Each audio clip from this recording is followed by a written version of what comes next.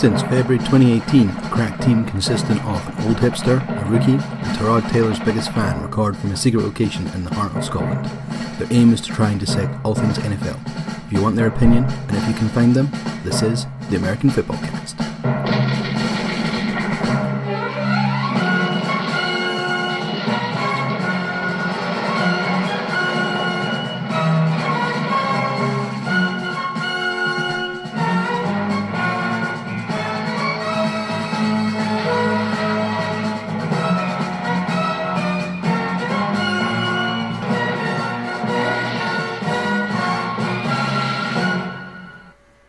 So we've just had fantastic Chinese. We've also had an awesome interview, which we'll talk about later. But most importantly, what do you get from the Chinese, Steve? Chicken fried rice, chips, sweet and sour sauce. So first question to our listeners. Is sweet and sour sauce acceptable with chicken fried rice? No, it's not. It's categorically, What is it not? It's categorically not acceptable. Chicken fried rice has to be with curry sauce. Yeah. It's chicken fried rice with no peas. Because peas No! should be No! nowhere. No! Right, No! No, I'm going to intervene now. Once you're past the age of 5, you can eat food with things in it you don't like. You just don't need to eat them. But why? Called being a grown-up. Why bother picking them out when you can just ask them to not put it in the first It puts place? wait time on our order. We're standing. Me and Steve had a really awkward standing place in the Chinese because it was busy. Next to the door. Everyone was coming in and staring at us. Thought I was going to get shanked. we were blocking the door. We didn't know where to stand. Didn't know who to make eye contact with. It was just a really uncomfortable. Isn't this experience. why you order for deliver? Yeah, Chinese doesn't deliver. We'll get a better Chinese. That's a good Chinese though. But they put. Is it a good Chinese? See, the next thing is they put onion in their chicken fried rice. I'm not sure what I feel about this yet. Oh my god! Now I like onion. Can you but just I get over vegetables? I straight up don't like peas. It wasn't deep fried enough. Yeah, It should just be chicken, rice, and some egg and some soy sauce. Was That's there egg all. in it? Yeah. Okay, cool. I don't remember getting egg in mine. Anyway. It's because it was ruined by sweet and sour sauce. It should always be curry sauce in chicken fried rice. We'll pull this out. We'll get a good answer. But anyway, so thank you for listening to the American Chinese Football Cast, where you get a great mix of pig skin and Chicken sure skin. I wasn't sure where I was going with that. Char siu. I had to stop that Pig's pork, immediately isn't it? Pork char siu. before I offended lots of people and got us banned. So, yeah, the American football world. So, just before we get into some specifics, guys, what have we been doing this week? Well, this time last week we were sat here doing our first ever interview, and the response to that has been awesome. So if you're now listening to this episode on the back of hearing our interview with Jeff Reinebold, thank you so much for coming back. And hit us up on Twitter, we want to hear. And who have we just spoken with? We've just spoken to the Scottish Hammer, Jamie Gillan. If you're not aware of him, he is a punter. Whoa, Gav's killing the computer nearly. Gav's As he just stormed out falling in rage. He's like, I can't work with these non-pros. I'll edit this bit. Who we spoken to? He's getting a beer. You're editing this bit out. Jesus. No, we're not. It was fun. Carry on. So we spoke to Jamie Gillan, and that interview you'll hear in the next few weeks. We're going to save that for closer to draft time. So as we record this tonight, we're 6 weeks away from the draft. Something like that. Yep. I think his pro day is in a couple of weeks. I'm sure you'll hear more about him from the likes of NFL UK once they get on the hype train. Yeah, Jamie was great. I think it's good to hear a Scottish talent taking that big leap. Yep. And we got some really interesting stuff from him about loads of different things that we can't wait to share with you in the upcoming weeks. But Steve, That was not my usual fart. That was my phone. can we ban Steve? We've got new listeners. They don't need to know that you fart on air. Jesus. You're definitely editing this bit out. Why are you so content and rude in this? Right, so it was a great interview with Jamie, and now back to some more of the matters that have happened in the NFL this week. So there was a whole bunch of tags that happened. Do you want to have a quick recap on those? So there was 6 tags placed. There was 6, yes. So the first tag to be placed was Robbie Gould of the San Fran. Go! Go! Go! Oh, we believe it! Hey, sorry. From the 49ers? From the 49ers, yes. So but he quick got off a the nice, bat. he got a nice hefty pay rise in that one. Actually, 5 mil. mil up to 5 mil? yeah, 2 mil up to 5. That's a decent. 150% on top Yeah. of what you're getting paid? Yeah, that's not Are we getting that next week? what, 5 mil? Oh no, just take 150% of what I currently earn, thanks. Yeah, that would be decent. I'll take 150 quid.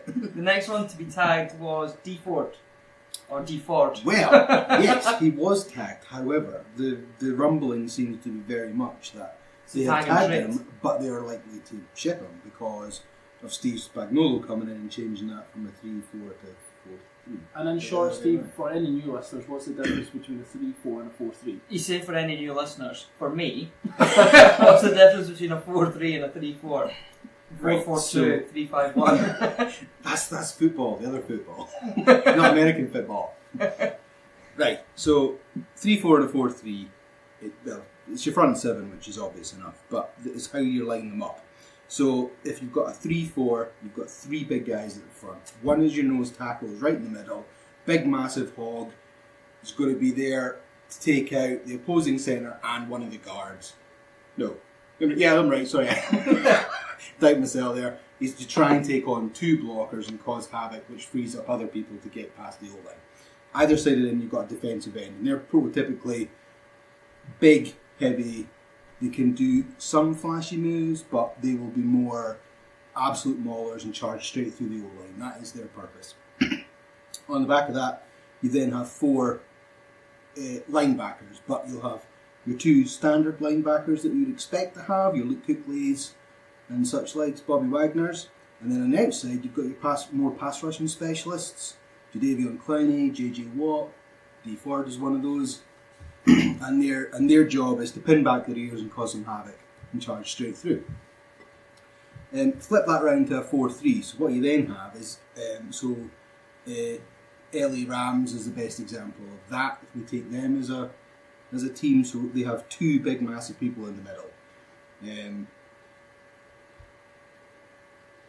You can continue speaking.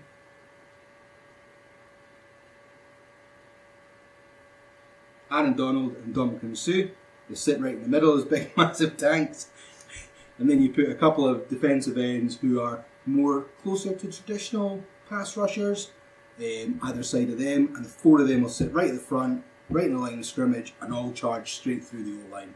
And then what you then have in the back end is 3 more, inverted commas, smaller, faster Ranger linebackers who do a bit more coverage and a bit less of He's pass sort of rushing. hybrid, like the cross between defensive end and like corners as well, in the sense of what's expected of them. Yeah. Do you think D-Ford's on the price tag that's been rumoured as a 2nd round pick? Would you give up a 2nd round pick for D-Ford? Low 2nd round pick, yes.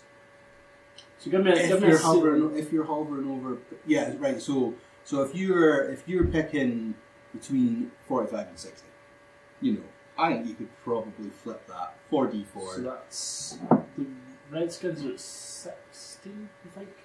They're 15 in round 1, Yeah, and these are so- 47 in round 2. So yeah, So you're round about there. Yeah, them and down. and then I think you that's think anything quite above that comfy. as a reach? I think because the depth of this class that's coming out, particularly in the defence, you could pick up. You can pick up somebody in both rounds 1 and 2 very high, who are both going to be real good difference makers for you. Not to say D4 wouldn't do that, but you're then starting to trade massive difference maker on a big contract versus we can get a rookie in, we get them on a rookie contract. Yeah. Does that make sense? Yeah. So we've got D-Ford. Who was the next tag that went out? Well, the next 2 came out in fairly quick succession. Yeah, and you're going to have to remind me who they were. Yeah, that's fine. It was DeMarcus Lawrence from the Cowboys and Jadeveon Clowney from the Texans. And 2 absolutely stick on tag No-brainers. candidates. Yeah. You don't let them leave. I've heard though that there's a long way between the Cowboys and Lawrence, though. Yes. That's one So- that's sticky. That one's going to be a nightmare and it's going to drag on. So he was tagged last year. Therefore, tagging for a second year means you've got to pay last year plus 20%, Yeah. I think it is, or something. So he's in line to get something like 20 odd million for this year's work. He already said last year though, if we weren't working out a long-term deal with him, he wouldn't play on the franchise tag again.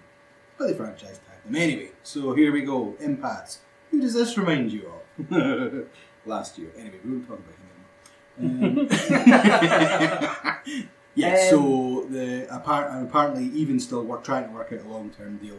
Both sides are quite far apart from each other, which is usual language for we ain't going to get anything done until near the middle of July, when your franchise tag has to be signed by.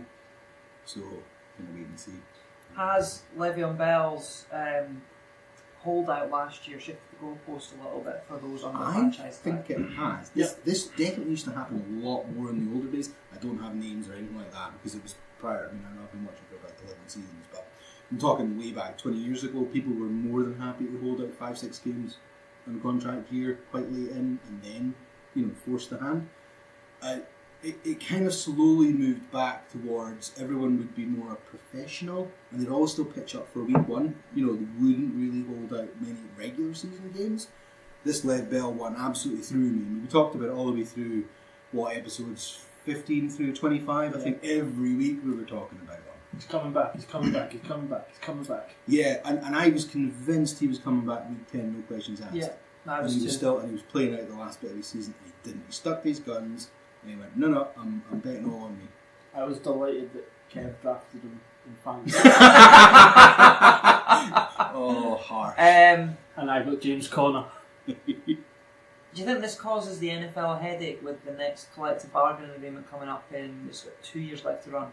I think there'll be a shift back to the teams with us. I was going to say that, yeah. I think there'll be. I wouldn't say there was too much player power given last time round. I think there was a lot of concessions made at the end, is probably the nicest way of putting that, in order to get it ready and signed and sealed, because we were well into the end of July. I could see them doing something I could see them doing something like, if you hold out, you lose X percentage of guaranteed money in your next contract, or something like that. Something to stop the holdouts. Because it's not good for the league. It's not good. No, because it's inverted commas the best players. Yeah. So they're the ones that you want on the TV. So if they do something, so the reason the players are doing it is to get paid. So if you put something in this, so that if they do that, it affects their next pay. Then do you think that obviously there was the goalpost moving deal with Kirk Cousins last year in terms of guarantees, which was ridiculous. The other major North American sports in basketball and baseball have fully guaranteed contracts. Do you think the NFL will have to move down that route as well? Eventually, I think there's going to be a lot of push from the Players Association to do that next time round, and I think a lot of the owners will, for obvious reasons, fight back against it. I guess the difference between the difference for me is NBA baseball are less susceptible to injury, so you're less susceptible to having an asset out for a serious amount of time. So how can you, if you're a team, for example, you lose one of your best players, how can you then go and replace that if you've got no money to spend on because your player's injured? So it's difficult, I think. Which then kind of leads me a little bit more into, I think one of the things that should happen next time they collect the bargain agreement as well is the increase in the roster size.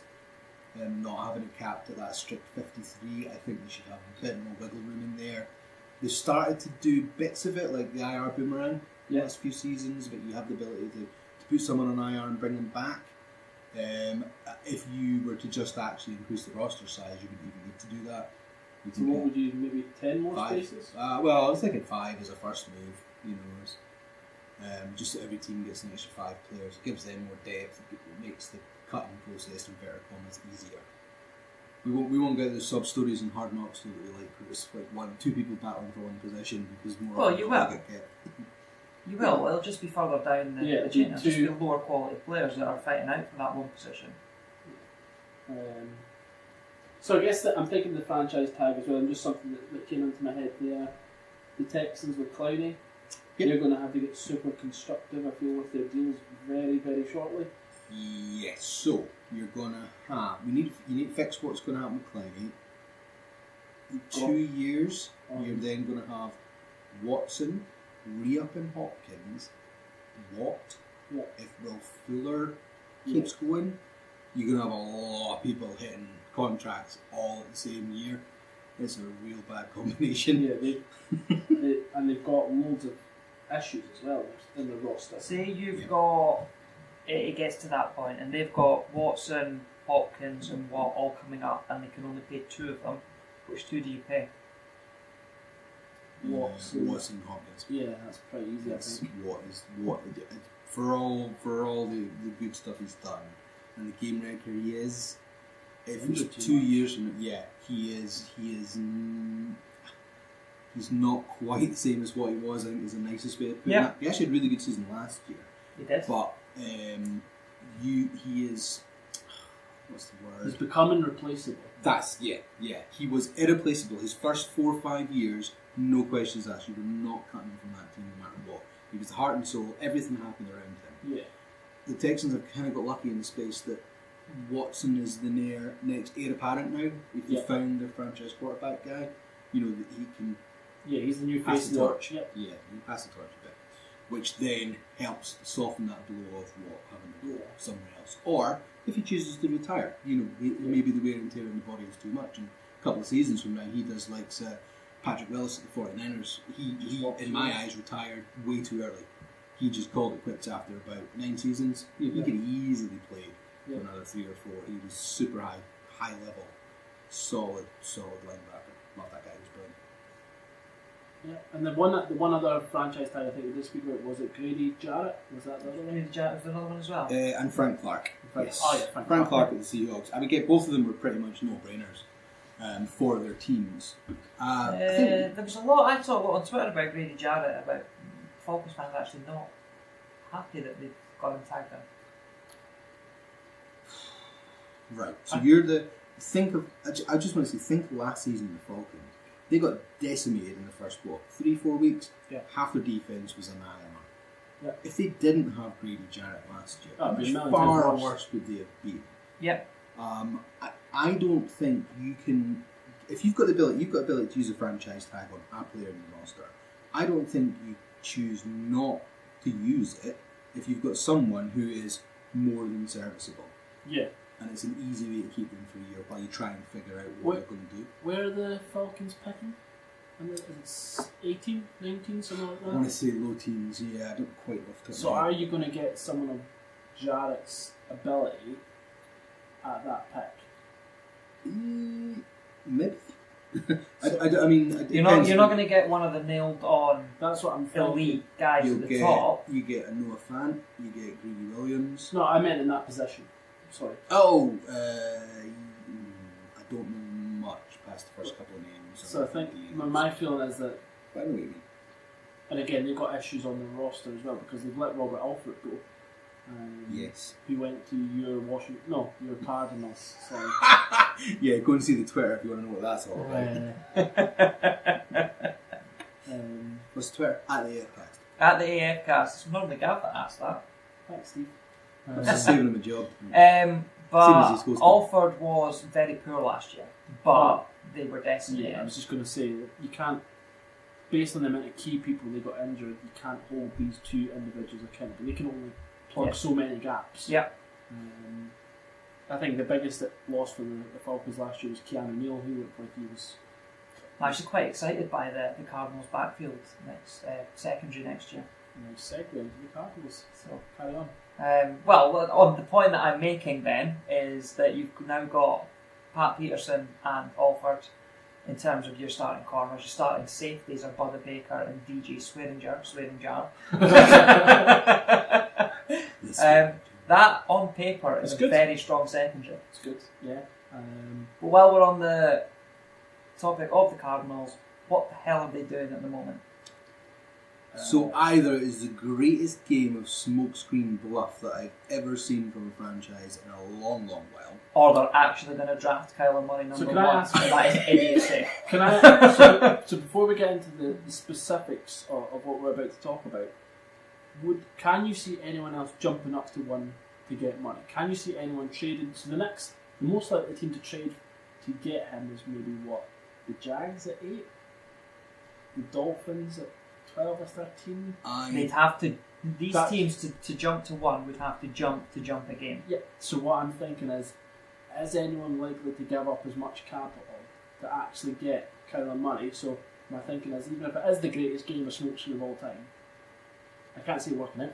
I can't physically see how anyone is going to do that for Kyler Murray. So I think the best example of why that probably won't happen is Robert Griffin III. Because you Redskins traded up from, I want to say, in the teens. Oh, yeah. It was certainly middle of the Give round. up. Gave up that, switched that first year and seconds and the next 2 years first rounders. Yep. And he didn't see that out because he just got blown up, didn't he? So you gave up too much draft capital to move up that far. Yeah. You can move, if you're at the top of the draft, you can move about 2 or 3 positions. It still costs you quite a lot. Yep. If you're in the teens and you move up, you have to know that this guy's. It has to be I'm just throwing names out here. It has to be an Andrew Luck. You know he's going to be your guy for a long time, and you know that a couple of slow years from not having picks is going to be worth it in the long run. Yeah, I think the closest example I can think of it is the Eagles. Their moves to go get Wentz. They jumped, then got to 1 to get him, or 2 to get him. Sorry, I wasn't 1. I can't remember. 2. Golf went one to the Rams, yeah. So, but I just can't see anyone that needs Kyler Murray as much, willing to pay as much for someone that's got such hot and cold reviews. So this full game of whether it is charades or not, I just don't see very many teams falling for it, to be honest. I actually think for Kyler Murray, the situation at Arizona is probably one of the best in the league for him to go into in terms of the new head coach and that situation. But for the Cardinals, having just drafted Josh Rosen last year, I just don't get it. How does it make the GM work? Well, how does he look anyway? I think that's been voiced on more than one occasion on this show. I don't have any faith in Steve Kine as the general Who was manager. your first rounder last year? First rounder, Rosen. Sorry, the year before. Was it I couldn't tell you. Buddy Baker? Or was he right? I thought he was lower. Second or third. Second, yeah. I want to say. I'm trying to think who it was. In Kemedici, he was a first rounder a couple of years ago. Yeah. He was a Bruce Arians first rounder. Yeah. 26. So whilst Andrew's looking at this, I guess. So I know where you're going with it, I think. Yeah, they've not actually drafted very well as where you were going. Yeah. Pull the names out. So So how much Pat P was an absolute slam dunk. Hassan Reddick at 13, and he's actually been alright. He was the first round pick in 2017. Okay. Yeah, my gut feeling is that Hassan Reddick, Baker at 2. Let's see what else. Christian Kirk was obviously drafted. He was drafted last year in the Third, was it? second or third round. Second, obviously. I thought second as well. Yeah, so I guess so you get all these draft picks, but you've got Steve Kine that's not too great with draft picks. Yeah. Because and it also you're going to have a position of if Josh Rosen is on the roster, that is chaos. I think we spoke about this. Of I Josh Rosen don't is think you can do it. if Josh Rosen is if he is on that roster and you draft Kyler Murray, you are in complete turmoil because you're going to have half the locker room like, well, I like Josh Rosen, he's my leader. You're going to have half of them go, well, we just drafted a new guy. Is he our leader? Then you've got your new head coach. He has to be your leader. And the early word at the combine is his leadership was not great from what he did in interviews. So against more questions after more questions after more questions. It's nothing. At least you knew with 4 quarterbacks coming out last year it was generally all positive stuff. Yep. For all four of them, there was very little in the way. I don't want to say red flags is maybe the wrong word. Alan was the roughest of them. Yeah. But it was just generally he just needs a bit of development. It was not oh my god, don't pick this guy because of this and this. Yeah. Neither of the I four mean, of them let's really be clear here. If Josh Rosen was in this draft, he's the top quarterback in this draft. No, actually, and you know what? You're not the only one to say that. A lot of people have said that. In terms of talent, skill set, his football brain is beyond. He needs challenged by somebody. If he had so stayed far. last year, Cardinals hadn't drafted anyone, hadn't been, say Carson Palmer hadn't broken his arm and he's been there for one more year, and they were coming into this draft, and your top three quarterbacks were Josh Rosen, Kyler Murray, and Dwayne Haskins. It's Dwayne, isn't it? All right. Yeah. They take Rosen to number one.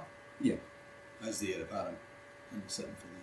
It's just crazy that you are about to be in a situation where you could seriously have to deal with this nonsense. But the last time that a team drafted first round quarterbacks in back-to-back seasons was 1983 and 84. Who was Who it? was it? I don't know. I knew you were going to ask me that. I just remember. Well, if you're going to come out with the stats, then kind of back it up. Steve, have you ever heard of the internet? Because you can Google that shit really quickly. God I damn. can, but I can do two things at once. I'm not very good at it. Well, you're going to have to keep talking whilst I go look for it. I'll talk about it. So No, yeah, it's- I don't know what the Cardinals are doing at the moment. Apart from making your life an absolute living misery. Well, As a nailed on, I am a Cards fan. You must generally dislike the last couple of years. yes. As being not great. You mean since I nailed myself on as being a Cards fan? So did it all go wrong because of Amazon? Is that what we're saying? Because actually everything was pretty good before that, wasn't it? It was before my time. So, but Yeah, no, so you there was a were- playoff you were run in the- 15. Yeah, that's yeah. And then 16, 17, 18. All Just been general. It's pretty just been poor. depression. It's Yeah. worse and worse. Steve, I think you're lying. Am I? I think you've just made that up. I didn't make it up. I definitely read it somewhere. Okay, so let's move on. Yeah. Steve just makes shit up. The now, point. apparently. The point was though that it's very rare, and it generally is. It's general manager suicide because he's damned if he's done. Does it? Does it? If he doesn't, if he doesn't. Who do you take number one? Gaff, go. Quentin Williams. Williams. I'll give you a reason.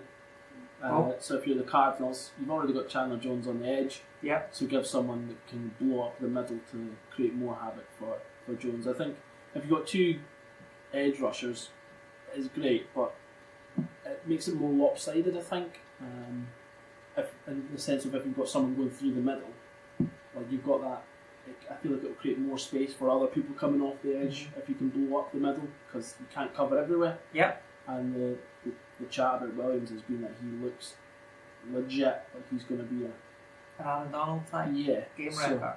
I think that's more value than a Nick Bosa who has got hereditary. Yeah, bad so if genes. it wasn't for the injury concerns, I think Nick Bosa all day long. I'd still maybe think Bosa. But those injury concerns are huge. We've said it before on this podcast that he's been injured. His brother is always injured. His dad, when he was in the NFL, was always injured. It's clearly a genetic issue. They are just susceptible to being criminals. Yeah. So yeah, I think for me that's enough to make, let's just make sure your first overall pick is your pick that you want to get a home run on. Yeah. Just get the home run. It doesn't matter who it is that's giving you it, but get the one that's most likely to give you the home run. You pick best person available rather than overreaching for something that you might think might be the answer. And Kyler Murray is categorically an overreach at one. Yeah. Because Where's that's he based on not an overreach then? Just roughly off the bat. where would I feel comfortable if he landed? So what do we know? We know that he's mobile. We know that he's decent arm strength. We know that he's exciting. Yeah. His accuracy must be pretty good because the stats guys, who's at Pro Football Focus, had said that he grades second best that they've ever done behind Baker Mayfield. So So yeah, and that's coming from the same offense, the Oklahoma offense, isn't it? So Yeah. I would feel comfortable Dolphins and below. So 13 and below is okay. And the reason that I don't think the Giants and the Jags should take him was based on their schemes, their personnel, all that sort of stuff. So I think Dolphins and below is good. What about you? Anything different? No. I'm on board with that. Yeah, I was just intrigued when we were talking about, like, obviously overreaching for. I mean, there is a high chance he's off the board in the first 4 or 5 picks. I think if he's there at if pick 6 is happening, the Giants take Haskins, and he's on the board, you might get people that start getting a little bit Jumpy. excited. Yeah. Do you think the Giants will draft a quarterback? I think so. What I was telling you guys earlier. Last year we thought they were going to do it. Off air, I was telling the guys that Dwayne Haskins shares the same agent as Eli Manning, same quarterback coach Through college as Eli Manning. So there's like all the signs there that they like Dwayne Haskins, they want Dwayne Haskins, and actually, It makes sense to take him. let him sit. But apparently, there's loads of teams that love what the Chiefs have done with Mahomes. That's going to be the new thing. Again. That's the new thing. That's They're going to try and not rush these rookies in too early. Yeah. They're going to give them the 1 year to learn. Yeah. We always talk about how it worked so well in Green Bay when Yeah. Aaron Rodgers was drafted Yeah. to eventually take over from Brett Favre. So, yeah, especially if you're in a team that's in a little bit of turmoil in terms of what you're trying to achieve, because you can quickly have a rookie who can be one and done because, a la Josh Rosen, because he didn't have the right things round about him. So there's people writing him off because he's been forced in too early. A bad situation. Yeah. He's not had a fair shake at the deal. That is apparently true. And particularly if he then disappears off to another team now, that's just going to be massive egg in the face for the Cardinals. I'm also not sure how I feel about first year head coaches who are defensive minded. Getting a rookie quarterback. Yes. Yeah. I know it's not just about the head coach. I know you'll have your offensive coordinator, your play callers, your quarterbacks coach, and all these people are important too. But I feel like if you really want to unlock the talent, you want to give it to someone that's an offensive mind who can support their journey. So that's where I don't think Wilkes and Rosen was a great fit from the get-go. Yeah, and the fact that the offensive coordinator was awful as well didn't help. Who was it again? Mike McCoy. Oh yeah, that he was. got fired halfway through the season. Yeah, that was fun. And then the guy that replaced him was pretty crap as well. Byron Leftwich, who is now the passing game coordinator at the Bucks with Bruce Arians, because he's a Bruce Arians guy. Yeah, so that's funny. Would you think? So, Steve, you said earlier the Bucks, they could maybe be a sneaky team to take QB. Yeah. So I'm not sure if they actually will, but yeah, nobody's talking about them. That's the interesting bit. And you've got Jameis Winston in the last year. BA's going to have had a good 3 months to look at him by the time it gets to draft day. Is he sitting there having a chat with Jason Litt going, okay, I can deal with him for this season, but you need to give me someone else? Are they already planning for that? And will they build So the last year of his deal where... Yeah, he's on essentially tag money. Yeah, it's 5th year option, so it was something like 17. It was 19 or something. I remember so looking at that. So you think for 19 mil, you free that up and put it elsewhere? Yep. It does kind of make sense, and like you said, they're super quiet in terms of what they're doing. Yep. I've seen a lot of different Everyone things. else is making all the noise. The most recent draft had Montez Sweat going at 5 because he'd done so well at the combine. What better way Adrian to... Williams is another one I've seen going to them as well. What? You seen as high as that? I'm not It's always been about low teens. And Yeah. You never know. Yeah. What I was going to say there, what better way to rejuvenate a fan base? New head coach, new quarterback. Yep. So, yeah, well, it'd be interesting. If there's a head coach that you'd want to give Oh, a absolutely. rookie quarterback, Bruce Arians is such safe hands for a quarterback. What was he known as, the quarterback? The quarterback whisperer, That was his nickname. Turned Carson Palmer around big time from his days at the Bengals. Yeah. He is kind of typically though, anyone with a big arm he can work magic with. Do you I think think- he can do the same with these smaller mobile quarterbacks? I think just one quick point on BA that I think is worth noting. He's been unlucky in terms of divisions that he's been in. So he was up against the 49ers when they were awesome with Cap in his prime. Yeah. He was then And up. the Seahawks and He Legion was of then Boom. up against the Seahawks with Legion of Boom, and then most recently, well, he wasn't there obviously, but the Rams have then since on a big upturn. So in terms of Yeah, division, he was there the first year of his first year, so yeah. so he's been unlucky in that sense of what can he actually do against everyone else that's hitting like their peak. Yeah.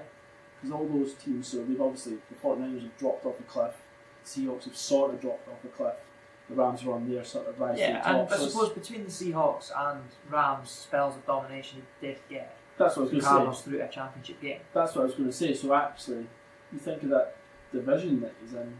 So that's the same. Is it the Saints? Saints, got- Saints yeah. and versus Falcons. It's got there. It is easily one of the worst But- on paper. Absolutely. but- brutal division. What I'm thinking, if they've got a long-term strategy, Cam, we don't know what's going to happen with him in terms of injury. Drew Brees will be winding down at some point. Yeah. Falcons, I'm not sold on them overall to go with that next level anyway. I feel like they've missed their chance. Yeah, I think they're shellacking. They're 28-3 up and then losing. That was it. That was their chance to win it. Yeah. And it's gonna. I think that's too much to bounce back from. So I feel like the parity in that division will maybe start to come. Maybe not this year, but the year after, you'll start to see that getting tighter. Yeah, I would agree. So And these disparities between teams in the division, they never do last long, unless it's New England. Sorry, I lowered the tone of the podcast. Apologies. what's that division called again? I can never remember. AFC North. No, it's AFC's. East. Why did you let me go through that pain when you knew? You could have just said it. Oh, sorry. I was just interested to see where you're going. Yeah, so I was just. I don't know if you had a nickname for them, like we call it the NFC least. You know, when we're talking about your skins. It's more just that. Mine and Andrew's skins. I'm happy enough. No. Uh, Nope. Because I'm not having that one. For those listening, if you haven't seen the picture, Andrew was traded from Arizona to Washington as the new quarterback in a crazy scheme by Jay Gruden to give a pricing analyst to you. Well, they're talking about height concerns on Kyler Murray. Wait till they see me. Solid 3 inches shorter. I've got a small arm and I'm 3 inches smaller, so I'm not mobile. Jay Gruden's like, I'll take him. That's my guy. I can stand in the pocket and hit the defensive line. Just imagine, do you know what I mean? Like, if I was trying to think realistically, if I am on the field and I've got like an Aaron Donald coming through, that boy's going to put me in hospital. Yeah. I mean, there's no way I'm taking I'm in that. hospital. I'm dead. Yeah. Absolutely wrecked. I'd be going out there just like wrapped in a mattress. Clay Matthews just got flagged for that fault. So we just had some chat about obviously a few different teams there, which was really good, and just I thought a quick transition into the combine. So we seen Montez Sweat light that shit right up. He did. Oh, what was it? You got a 4:41 40-yard dash at 260 Oh my pounds. god, man! I mean, at the time, That's like Predator running at you. the cornerbacks hadn't run because it was only on day 3, I think, Yeah. that he had done it. And at the time, he was 10th equal of everyone that had done it. There was only one running back that did it faster than what he did. The running backs were slow this year. Yeah, they got. Yeah, there wasn't a lot of love for the running backs at all this Nope. year. There seems to be very little talk. Jacobs, who seems to be nailed on as one of the best or the first to come off the board. There's a lot of rumblings now that he doesn't come off the board in day 1 at all. Or worst case scenario, he'd be like the last couple of picks only. You know, he ain't getting picked up till round 2. I'm just trying to see what he ran. So I'm at 4.5 and he's lower than that. He's already out, yeah. That's bad. So Montez Sweat, but he also did well. Not that I have the stats, but the story was he actually nailed pretty much every single drill, bench press. You know, all the stuff that he was given, He blew past what was expected, did it faster, quicker, better. Ridiculous, 90th percentiles on everything. That was followed on from his Senior Bowl week, where everyone was raving about the way he played, his prep, his commitment, all that stuff. If you were to take, this is what you want to do in draft season, and teach a rookie what to do, just tell him to follow what this boy's done. He's done everything the right way, and he's gone from being a mid-second rounder maybe to now. He ain't going to be there past 10 at this rate. He ain't going to be there past 10. So the most recent mock draft has got him going 5 to the Bucks. Yeah, that's probably his top. I don't think he's going to get any higher than that, because you've got Quinn Williams, you've got Bosa, Josh Allen, Rashan Gary is maybe the only other one that... So Rashan Gary, I saw a draft that had him slipping down to 8. Yeah, that's the most recent one. So I think a lot does depend on what... I get your point, Steve, but I think a lot depends on what happens with the quarterback situation. Yeah, if there's jumping because of that, that's where people but in terms of slipping. I guess in terms of overall players, he's done himself. Yeah, I mean, a week He is not getting out in the top 10. I don't think so. Is too much weight placed on combine performance? I don't think so, actually. Does it translate to NFL production? Not always. It depends on what we only see. So maybe not we. I only really tend to pay attention to the 40-yard dash because that's the most fun. I don't really give a fuck about how the drills go. So I'm weird, Sado. For me, it's all about the bench press. I like it when the big guys go in there and can they break that 40? Can they punt at that? So, I don't think I can do one, let alone 40. So I'm just thinking, like, John Ross was the darling a couple of years ago. Yes. But that was all based on the 40-yard. Yeah. Nothing else. And that's the thing where that's the flashy. That's like, oh my god, look at this. Transition it to the pro game. What has he done? Yeah, and that's what I'm getting.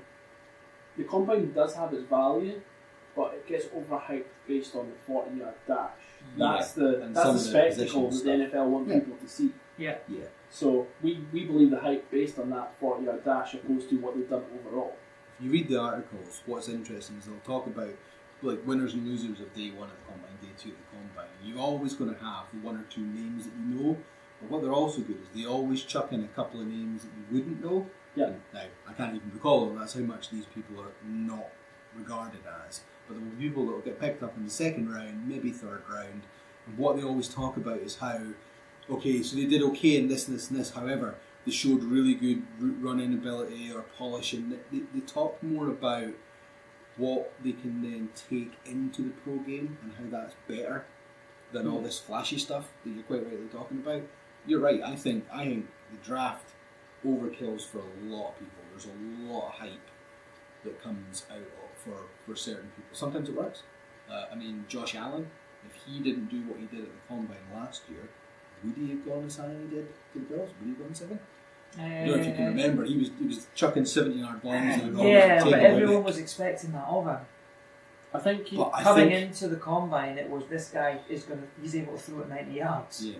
But what was winning before the combine, it was like, is it Rosen or Darnold that are going top? Yeah. And then it was Baker Mayfield, and then it was Josh Allen. Josh Allen, and it wasn't even like there was little bits of gaps in between that as well. And it was Allen, and Allen was in the conversation also like Mason Rudolph and Lamar Jackson, as a sort of second tier bucket type thing. And then the combine boosted him. Yeah, blew it up to right. He's now in the top 4 of quarterbacks. It's what order they go. I just realised something really weird. I hate the Buffalo Bills, but you like Josh Allen. I like the quarterbacks apart from Nathan Peterman. What can you not love about five interception half? Well, I just think I love Tyler Taylor. As we know. Yeah, Tyrod. And then I really like Josh Allen as well. So that was a side note. Other player I thought worth mentioning. Lost my voice completely there. DK Metcalf, wide receiver. Yeah, now this is an interesting one because you would believe coming out of the combine, he had an absolutely stellar combine and solidified himself as a first round pick. Mm-hmm. Probably the first wide receiver off the board. On it goes. However, there's 2 drills that he did awful in, and that was the 3 cone and the 20-yard shot. he did worse than Tom Brady did, and that is by Who's no he? means. Who's he? Just some guy. Seventh He was round a pick. sixth round. Was it Picked sixth? 200 and something. He was Yeah. pretty low. Don't know if he's done much. Yeah. Might have completed the Infinity Gauntlet a few weeks ago with his 6th round. God damn. Yeah, but not Yes. not a man So known he- for his mobility and pace Yeah. and explosiveness. DK Metcalf didn't do as well in the draft on those positions. So But he's got a straight line, straight line speed. ludicrous speed. He's Yeah. immensely strong. But Have you seen the ridiculous henchness on the Twitter pictures? yeah, Have you seen the memes about when he's like asked to come and take my daughter out, and I said, "Yeah, go ahead, take my car." It's like, I'm not going to mess with you. Yeah, I was just thinking. So it's like the Deshaun Jackson type, isn't it? He's just going downfield, nothing else. yeah, So you're looking for a Josh Allen who can throw that fucker downfield. yeah. That's probably quite a good fit for a match. I don't know if he'd go that high though. They need the O-line help. They're probably picking up an O-lineman. Where are they picking? 9? Yeah, something like I that. think 9. Denver's 10. Maybe they're a team. Maybe they're a team that's likely to trade down based on their possession. True. But who knows? And stuck. So They've got to replenish after all their trade up last year because they did jump twice last year, didn't they? yeah, He did because he jumped for True Millionaire. But Yeah. no, did they not? yeah. Did they not jump twice for Allen? He jumped twice for Was that. it only one? I thought it was 16. 12 up to 7. And Yeah. then 21 up to 16 or something. I think it was the 2 moves, roughly. But it was 2. Yeah, they still gave up stuff. Yes, Yeah. yeah, I had to give up stuff to do that. Yeah, you're right. They moved twice. So So yeah, replenish some of that. Yeah. and where can people find us again? So stat. If you just actually, you don't even have to say that. We should just take it from a previous recording and put it in. Ah, that's Static ending. See, we could do that if you wanted. only when it ends in episodes that are mine. And how do you know which episode is yours? It goes in cycles of 12. Because I messed up off air. Yes, thanks. So you can find us at the AF Cast on Twitter. It's Search been for way more active recently, so thanks very much to everybody who's been blethering, hopping on, Yep. all the interaction, DMs, you name it. It's been awesome. Search the American Fitbaw Cast on Facebook. And if you're listening to us through a web-based application and you prefer to listen through podcast apps, we are available on most major podcast platforms. So find us there. And if you are local, as in you live in Scotland, on the 18th of April, you can actually find us in person in Edinburgh at NFL Live as well, if you want to. So We're not guests or anything. We're not big oh time. no, We've damn, yeah. just bought tickets, but we'll be in the crowd. pints beforehand, we're up for it. Love that. Yes, up. See you soon, suckers. You've been listening to another great podcast from the Fair City Podcast Network, a group dedicated to connecting and developing podcasts. Check out fcpod.net for more great podcasts and content.